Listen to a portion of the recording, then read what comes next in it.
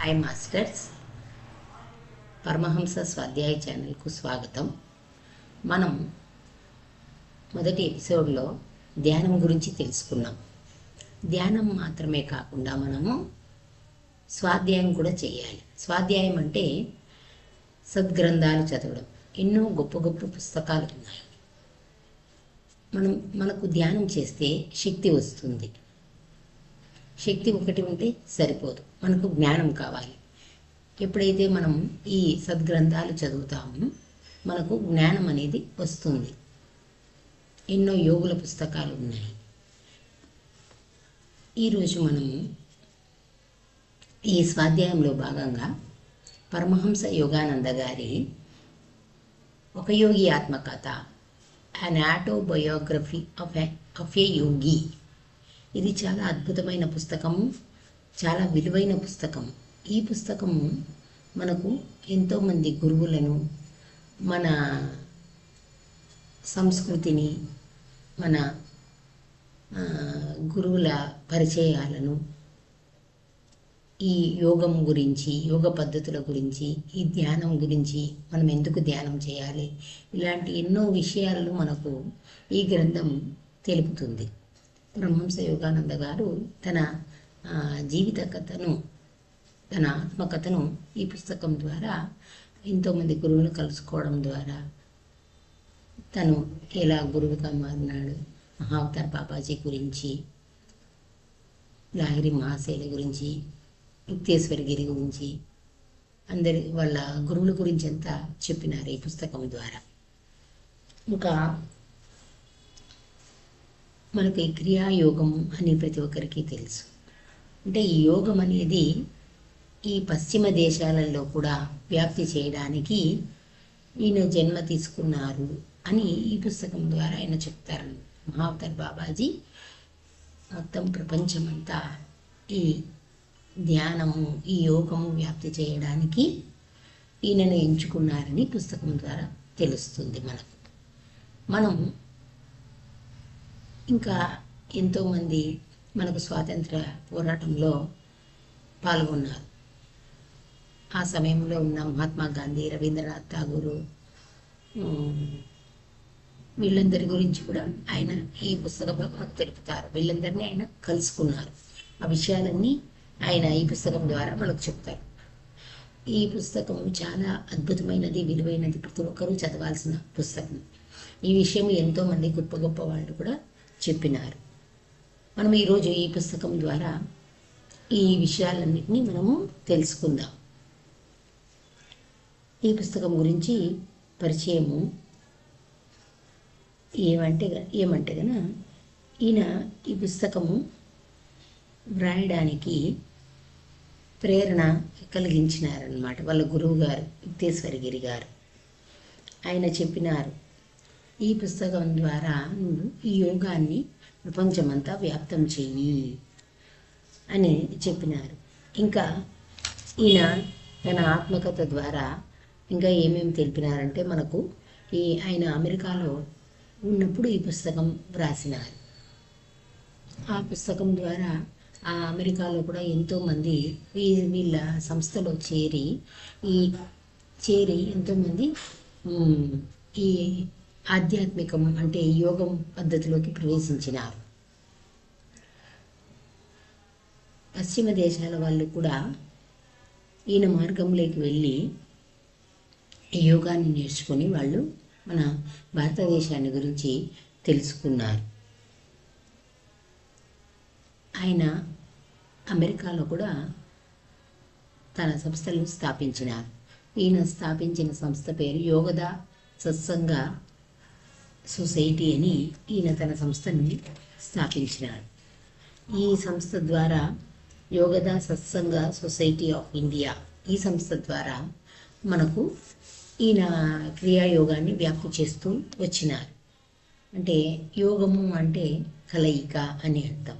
అంటే శరీరము ఆత్మతో కలయిక, దీన్నే ధ్యానము అంటారు. మన శరీరము, ఈ ఆత్మకి శరీరం ఉంది, చెప్పుకున్నాం కదా. మనం శరీరం గురించి ఎన్నో చేస్తాము, ఆత్మను కూడా చూసుకోవాలని. ఆ శరీరము ఆత్మ కలిసి ఆ పరమాత్మతో అనుసంధానం చేసే ప్రక్రియ ధ్యానము అంటారు. మనం ఈరోజు ఈ పుస్తకం ద్వారా మన స్వాధ్యాయాన్ని మొదలు పెడతాం. మిస్టర్స్,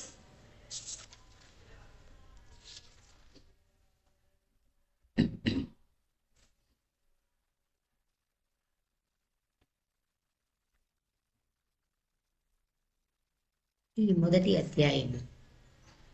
అధ్యాయంలో మనము ఆయన తల్లిదండ్రులు, ఈ పరమహంస యోగానంద గారి తల్లిదండ్రులు, ఆయన బాల్య జీవితం గురించి తెలుసుకుందాం.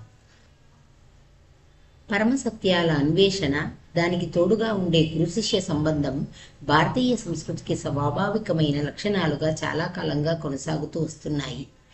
నేను అనుసరించిన మార్గం నన్ను దైవస్వరూపులైన ఒక ఋషి దగ్గరికి నడిపించింది.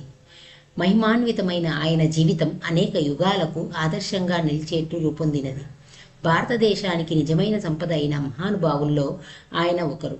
అటువంటి మహాపురుషులు ప్రతి తరంలోనూ ఆవిర్భవిస్తూ ప్రాచీన కాలపు ఈజిప్టుకు, బాబిలోనియాకు పట్టిన గతి భారతదేశానికి పట్టకుండా కాపాడుతూ వచ్చారు.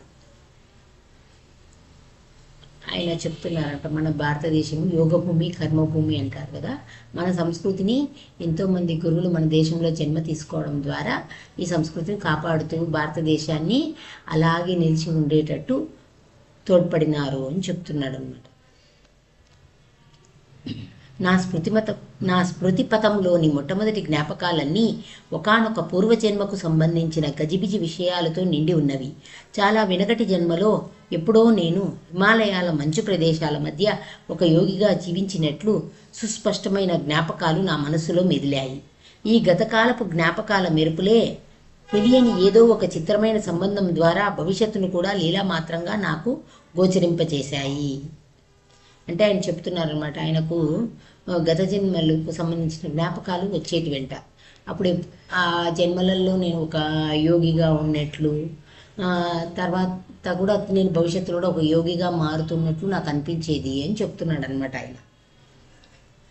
పసితనపు నిస్సహాయత వల్ల నేను పొందిన అవమాన భావనలు ఇప్పటికీ నాకు గుర్తే. అప్పట్లో నా నడవలేని స్థితిని, మనసులోని భావాన్ని స్వేచ్ఛగా చెప్పలేని స్థితిని ఉక్రోషంగా గుర్తించాను.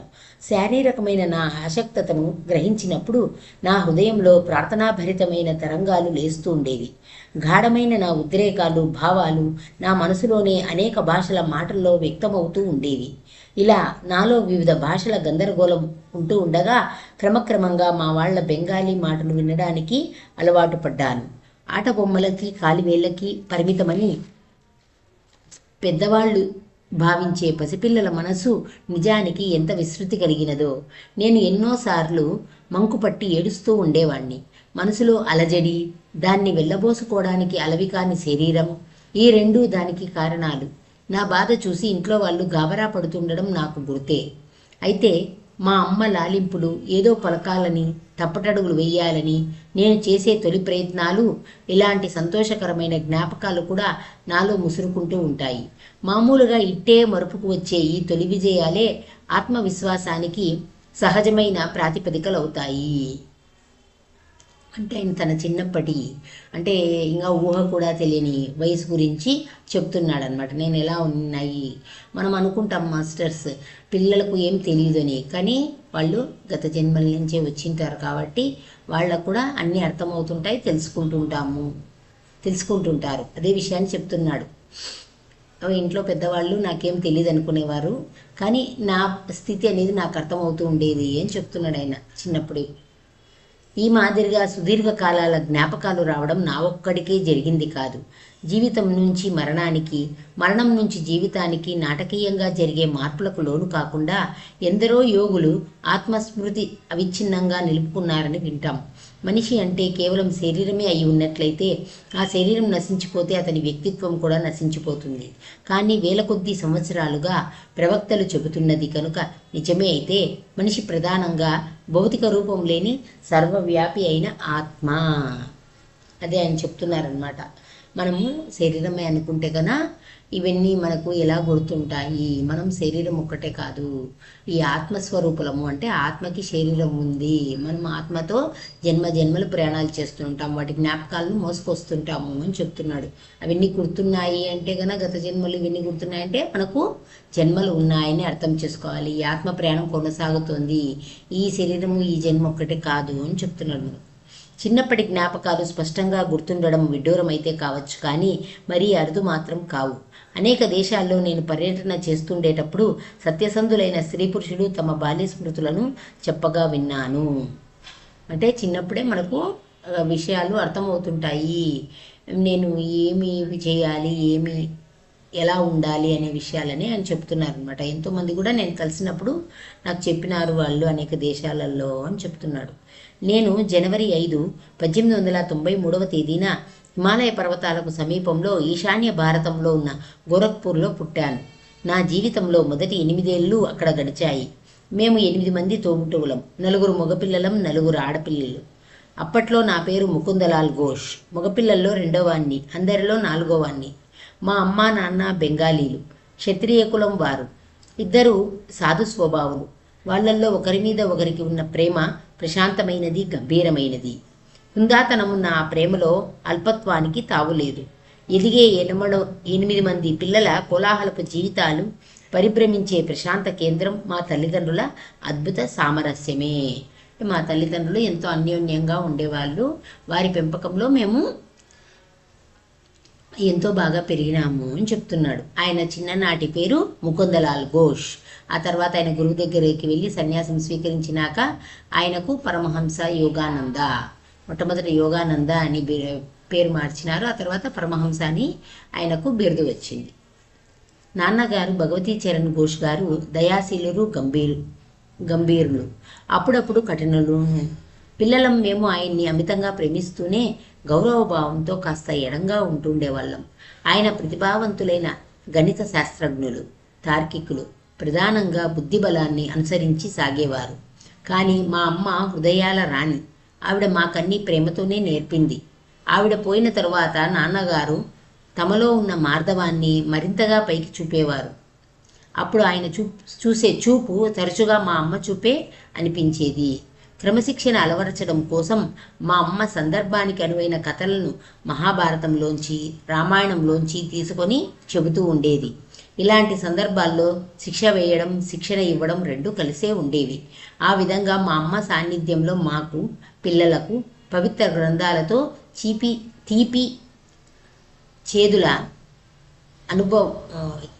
చేదుల మొదటి పరిచయం ఏర్పడింది. ఆయన చెప్తున్నాడు, చిన్నపిల్లలప్పటి నుంచే, అంటే పిల్లలకు చిన్న వయసు నుంచే మన గ్రంథాలు మహాభారతము, భగవద్గీత, రామాయణము, భాగవతము, ఎన్నో గ్రంథాలు, సద్గ్రంథాలు ఉన్నాయి కదా, వాటి గురించి మనము తెలపాలి. అప్పుడే పిల్లలు ఒక క్రమశిక్షణ, ఒక పద్ధతిలో పెరుగుతారు అని చెప్తున్నాడు. వాళ్ళ నాన్నగారు కూడా ఎంతో బాగా పిల్లల్ని చూసుకునేవాళ్ళు. వాళ్ళ అమ్మ చనిపోయినాక మా నాన్నగారు కూడా చాలా అద్భుతంగా మమ్మల్ని, ఆమె వెళ్ళిపోయినాక వాళ్ళ నాన్నగారు కూడా ఎంతో బాధ్యతగా మమ్మల్ని అంటే తల్లిలాగా చూసుకునేవారు అని చెప్తున్నాడు. అంటే ఆయనలో మాకు తల్లి ప్రేమ కనపడేది. అంటే ఇద్దరు ఎంత బాధ్యతగా పిల్లలను పెంచినారు అని మనకు అర్థమవుతుంది.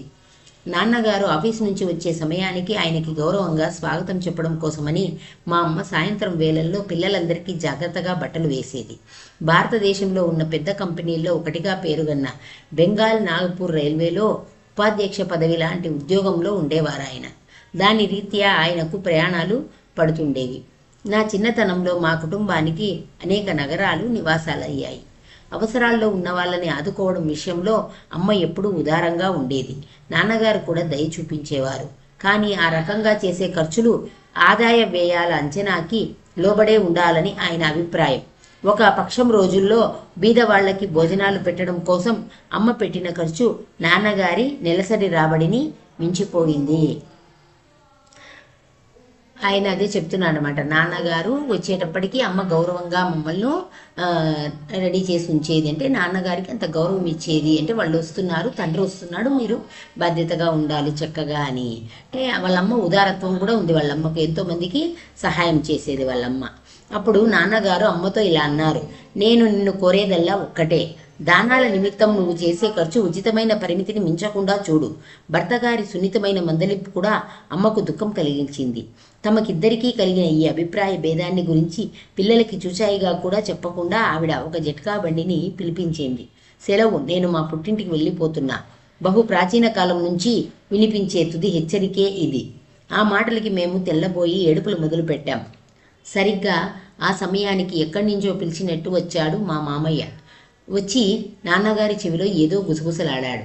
సందేహం లేదు, యుగ యుగాలుగా ఎందరో చేస్తూ వస్తున్న హితోపదేశమే ఇది. దాని మీదట నాన్నగారు రాజీ ధోరణిలో 4 మాటలు చెప్పిన తరువాత బండిని సంతోషంగా తిప్పి పంపించేసింది అమ్మ. నేను గమనించినంత వరకు అమ్మకి నాన్నగారికి ఏర్పడిన ఒకే ఒక వివాదం అంతటితో ముగిసింది. అయితే వాళ్ళిద్దరికీ స్వభావ సహజంగా సాగిన చర్చ మాత్రం ఒకటి గుర్తుకు వస్తోంది. ఒక్క 10 రూపాయలు ఇవ్వండి, పాపం ఓ బీదావిడ వచ్చి అడుగుతోంది అంది. ఎదుటి వాళ్ళని ఒప్పించే గుణం అమ్మ చిరునవ్వులో ఉండేది. 10 రూపాయలు ఎందుకు, ఒక్కటి చాలు. నాన్నగారు తమ అభిప్రాయాన్ని సమర్థించుకోవడానికి ఇంకా ఇలా అన్నారు. మా నాన్నగారు, తాతయ్య, నాయనమ్మ హఠాత్తుగా చనిపోయినప్పుడు మొట్టమొదటిసారిగా పేదరికం అంటే ఏమిటో నాకు అప్పుడు అనుభవంలోకి వచ్చింది. బడికి వెళ్ళడానికి కొన్ని మైళ్ళు నడిచిపోవాలంటే పొద్దుటిపూట నా భోజనం ఏమిటో తెలుసా? ఒక చిన్న అరటిపండు మాత్రమే.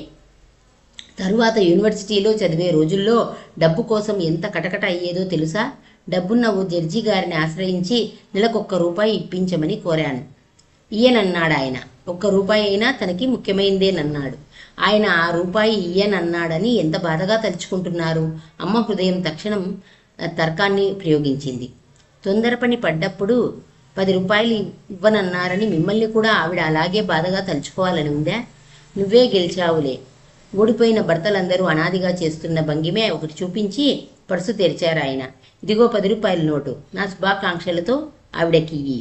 ఏ కొత్త ప్రతిపాదన వచ్చినా మొట్టమొదట వద్దు అనడం నాన్నగారికి అలవాటు. అంత తొందరగా అమ్మ దగ్గర సానుభూతి పొందిన ఆ పరిచితురాలి విషయంలో ఆయన చూపించిన ధోరణి మామూలుగా ఆయన కనబరిచే జాగ్రత్తకు ఉదాహరణ. అడిగిన వెంటనే ఒప్పుకోకపోవడం అన్నది నిజంగా ఆలోచించి నిర్ణయించాలి అన్న సూత్రాన్ని పాటించడమే. తీసుకునే నిర్ణయాల సమయంలో ఆయన ఏ విషయంలో అయినా ఆయన ఎప్పుడూ సమంజసంగాను సమతూకంగాను ఉండడమే గమనించాను. అసంఖ్యాకమైన నా కోరికలకు కారణాలు చూపిస్తూ 1-2 చక్కటి వాదాలతో కనుక నేను సమర్థించుకోగలిగినట్లయితే నేను కోరినదల్లా నెరవేర్చేవారు. సెలవుల్లో ప్రయాణాలకైనా సరే, కొత్త మోటారు సైకిలు కావాలన్నా సరే. అదే ఆయన చెప్తున్నారన్నమాట. అంటే వాళ్ళ అమ్మ నాన్నగారు ఎలా ఉండేవారు, ఏ విషయాల్లోనైనా వాళ్ళ నాన్నగారు ఆలోచించి నిర్ణయించాలి అని, డబ్బును జాగ్రత్తగా చూసుకోవాలని, ఇలా ప్రతి విషయంలోనూ చాలా జాగ్రత్తగా ఉండేవారు అని తెలుపుతున్నాడనమాట. నన్ను కూడా నేను ఎప్పుడైనా డబ్బులు అడిగితే కానీ ఆ విధంగానే నాకు అన్ని వివరించి చెప్పు అని అలా అడిగి అంతా తెలుసుకున్నాక వివరంగా జాగ్రత్తలు చెప్పి ఇచ్చేవారు అని చెప్తున్నాడు. వాళ్ళ తల్లిదండ్రుల గురించి చెప్తున్నాడు. ఆయన పిల్లల్ని చిన్నగా ఉన్నప్పుడు చాలా గట్టి కట్టుబాట్లలో ఉంచేవారు. తమ విషయంలో అయితే ఆయనది కఠోర వ్రతమే. మాట వరుసకు చెప్పాలంటే ఆయన ఎప్పుడు నాటకాలకు కూడా వెళ్ళలేదు. వివిధ ఆధ్యాత్మిక సాధనల్లోనూ గీతాపారాయణంలోనూ ఆనందం పొందేవారు. విలాసాలన్నింటినీ విడిచిపెట్టేసి ఒక్క జత పాత బూట్లతోనే కడుక్కుంటూ ఇంకా పనికిరాని స్థితికి వచ్చేదాకా వాటినే వాడుతుండేవారు. మోటారు కార్ల వాడకం జనంలో బాగా పెరిగిన తర్వాత ఆయన కొడుకులు కొనుక్కున్నారు, కానీ ఆయన మాత్రం రోజు ఆఫీసుకు ట్రామ్ బండిలోనే వెళ్తుండేవారు. అధికారం కోసం డబ్బు కూడబెట్టాలన్న ఆసక్తి నాన్నగారికి లేదు. ఒకసారి ఆయన కలకత్తా అర్బన్ బ్యాంకును తామే స్థాపించినప్పటికీ దాంట్లో వాటాలు తీసుకోవడానికి నిరాకరించారు. వాటితో లాభం పొందడం ఆయనకి ఇష్టం లేదు. తీరిక వేళల్లో ఒక పౌరుడిగా తన విధి తాను నిర్వర్తిస్తే చాలని ఆయన అనుకునేవారు. అంటే వారి తండ్రి గారు చాలా నిరాడంబరంగా ఉండేవారు అని చెప్తున్నాడనమాట. డబ్బు సంపాదించాలి, కూడబెట్టాలి అని ఆలోచించేవారు కాదు. అంటే అంత నిరాడంబరంగా సాదాసీదాగా జీవితాన్ని గడిపేవారు అని చెప్తున్నాడనమాట. ఇది మాస్టర్స్. ఇంకా వాళ్ళ తల్లిదండ్రుల గురించి, ఇంకా ఆయన బాల్య జీవితం గురించి నెక్స్ట్ ఎపిసోడ్లో తెలుసుకుందాము. Thank you masters. Thank you.